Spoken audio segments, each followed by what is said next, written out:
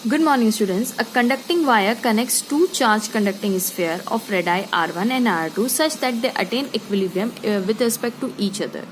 क्या किया है, दो कंडक्टिंग हमारे पास चार्ज स्फीयर है, एक का R1 है और दूसरे का कितना है R2 है, and wire is connected. Students believe me, ये क्वेश्चन 2023 में भी आया हुआ है. ऐसा ही क्वेश्चन नहीं, लेकिन 2023 में कुछ डेरिवेशन के फॉर्म में आया हुआ है. 2024 में उन्होंने कुछ वैल्यूज देके पूछ लिया, और अभी जो सैम्पल पेपर में ये पूछ रहे हैं 2024-2025 का, इसमें ये लोग वर्ड प्रॉब्लम मतलब ये ऑब्जेक्टिव के फॉर्म में पूछ रहे हैं. सो ये मैंने तीनों ईयर्स के क्वेश्चन सॉल्व करके डाले हुए हैं. आप मेरी प्लेलिस्ट जाके चेक कर सकते हैं, है ना. 2024 में भी डाला हुआ है, 23 में भी डाला हुआ है. ठीक है, तो मैंने पूरी प्लेलिस्ट आप लोगों के लिए बना के रखी है. 2023 की है मेरे पास प्लेलिस्ट, 21 की भी है, इवन केमिस्ट्री और मैथ्स के भी सॉल्व किए हुए हैं. ठीक है, तो प्लीज आप जरूर देखिएगा. कंडक्टिंग है ना, तो दो चार्ज अपने पास, दो रेडाइज है, एक R1 है और एक कौन सी हमारे पास R2 है. मैं R2 को छोटा बना लूं, क्या फर्क पड़ता है, मतलब अलग अलग ही तो देके रखिए, है ना.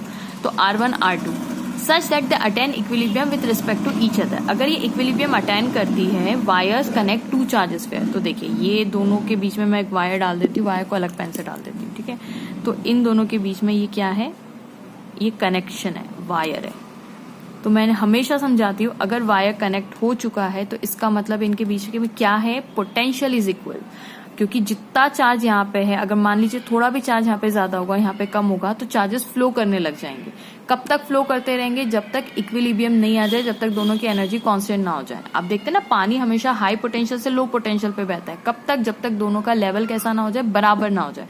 तो वायर कनेक्शन का मतलब है, सिर्फ वो इतना बोलना चाहते हैं कि इसका पोटेंशियल और इसका पोटेंशियल इक्वल है. ठीक है, तो इक्विलिब्रियम आ जाएगा जब दोनों का पोटेंशियल, तब चार्जेस फ्लो ही करना स्टॉप कर देंगे. ठीक है, पोटेंशियल डिफरेंस के कारण चार्जेस फ्लो करते हैं. जब पोटेंशियल ही सेम हो जाएगा तो चार्जेस फ्लो नहीं करेंगे. करेक्ट, इसी स्टेट को हम इक्विलिब्रियम बोलते हैं. The distance between the separation of the two is very large as compare to either of their radii. मतलब ये बहुत दूर दूर है. ठीक है, of the ratio of the magnitudes of electric field at the surface of the sphere of the radii R1 and R2. मतलब यहाँ पे इलेक्ट्रिक फील्ड कितनी होगी. ठीक है, काफी दूर दूर है. तो हम देख लेते हैं, मतलब काफी दूर दूर. वो इसलिए बोल रहे कि इसकी इलेक्ट्रिक फील्ड आप ये ना समझे इस पे इफेक्ट करिए, इसकी इस पे, तो काफी दूर है. दोनों का सेपरेशन बोला हुआ है. The distance of the separation between two is very large. Okay, so don't worry. अब हम सबसे पहले यहाँ की बात कर लेते हैं. कहाँ से स्टार्ट करेंगे, हमें क्या हिंट मिल गई, हमें हिंट मिल गई कि potential between the 2 point is equal. तो चलिए यहीं से इक्वल बराबर करते हैं क्वेश्चन को. सो पोटेंशियल, अच्छा मैं स्फीयर का नाम तो दे दूं. इस स्फीयर का नाम मैं ए दे रही हूँ और इस स्फीयर का नाम मैं बी दे रही हूँ. तो मैं ये क्लेम कर रही हूँ potential at A is equal to potential of B. At कहाँ पे, मैं इक्विलिब्रियम की बात कर रही हूँ क्योंकि क्वेश्चन में देके रखा है. ठीक है, अब मुझे पता है वो पोटेंशियल क्या होता है, के Q1 बाई R1, क्योंकि इसका रेडियाई भी R1 है और Q1 is the charge.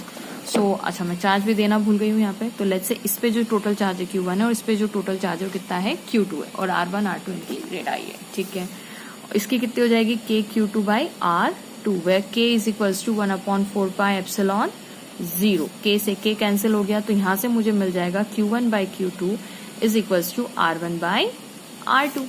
Correct है. अब वो इलेक्ट्रिक फील्ड की लेकिन हमें रेशियो पूछ रहे हैं, E1/E2 उन्होंने पूछा हुआ है ना. उन्होंने पूछा है the ratio of the magnitudes of the electric field at the surface. तो ratio of the electric field हमसे पूछा हुआ है, E1 एंड E2. तो पहले मैं E1 निकाल लूं. तो E1 कितना होता है, के Q1 बाय R1 का स्क्वायर, वह के की वैल्यू ये, एंड E2 कितना हो जाएगा मेरे पास, के Q2 बाय R2 का स्क्वायर. दोनों का रेशियो ले लेंगे, E1 बाई E2. तो ये हो जाएगा के Q1 बाई R1 का स्क्वायर डिवाइडेड बाई के Q2 बाई R2 का स्क्वायर. रिवर्स करेंगे then you will get answer के Q1 R1 का स्क्वायर मल्टीप्लाई बाई R2 का स्क्वायर अपॉन के Q2.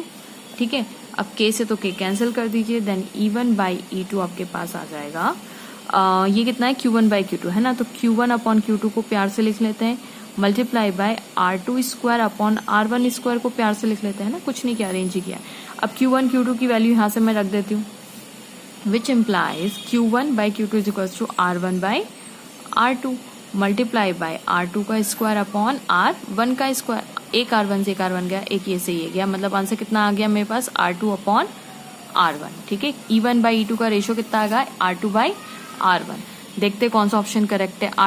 इसका भी बी ऑप्शन करेक्ट है, R2/R1। ठीक है, so correct option is B. Thanks for watching. Please don't forget to like, subscribe and share my channel.